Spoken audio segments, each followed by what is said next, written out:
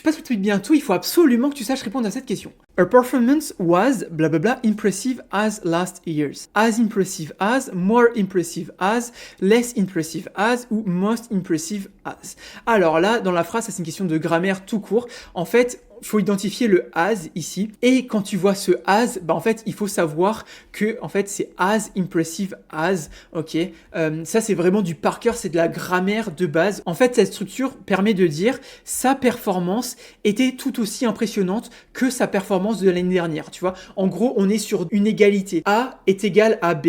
Sa performance de l'année dernière est égal à sa performance de cette année. Donc ça, c'est sous forme as plus adjectif plus as. Et là, dans la phrase, donc il faut identifier que tu as le as et à partir de là, tu dois savoir que en fait, il faut aussi un as. More, ce serait plutôt utilisé pour un comparatif, tu vois. More impressive than. Tu vois, par exemple, sa performance est plus impressionnante que celle de l'année dernière. Donc là, more impressive than last year. Less impressive than, bah, ce serait pour dire moins impressionnante que l'année dernière. Et le most, ça va plutôt être utilisé pour un superlatif. Donc, elle est la meilleure de la classe, tu vois. Genre, elle est la plus impressionnante de la classe. Ça, c'est un superlatif. Donc, c'est most plus adjectif. Donc, ici, le seul qui va, c'est as impressive as last year. Et c'était bien ça. Donc, voilà. Ça, il faut absolument que tu saches répondre à cette question. C'est vraiment simple. C'est vraiment basique. C'est vraiment les fondamentaux du comparatif, du superlatif, etc. Ce qu'on l'a su. D'ailleurs, si tu veux le cours, mets en commentaire. Je veux le cours. Et puis je te l'enverrai.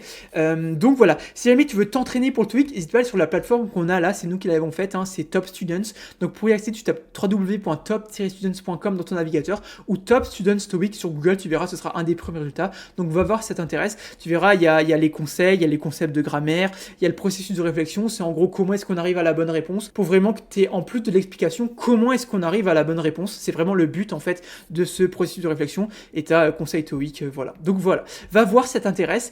Et puis du coup, bah moi je te dis à demain pour une nouvelle vidéo TOEIC. Allez, ciao!